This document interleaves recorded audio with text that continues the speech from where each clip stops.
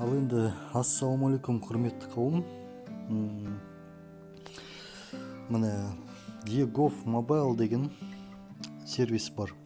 Сол сервиске мен кірген кезде коронавирустың картасы бар.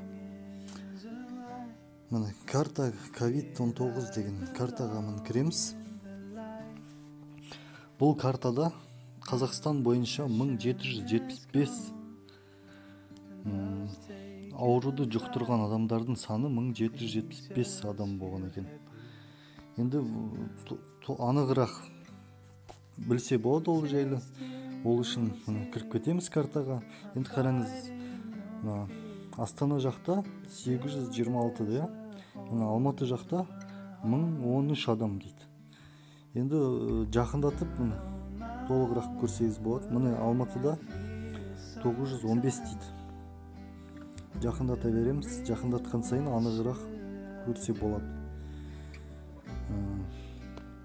Сіз өзіңіздің қай жерде тұрасыз, қай районда, сол районды көрсе болады. Сол жерде коронавирустың жұқтырған адамдар бар ма? Сіздің үйіңіздің жанында. Менің районымда 6 адам шықты. 6 адам. Құдай сақтасын. Енді Алматыға анығырақ ашып кіріп көрген сайын міне сау жер жоқ. Барлық жерде бар. Абай болыңыздар сол үшін. Соған қарағанда Алматыда карантиннің уақытын айдың соңына ашылмайды. Карантин тағы да бір айға кемінде созылу тиіс. Бұл менің ойымша, менің пікірім.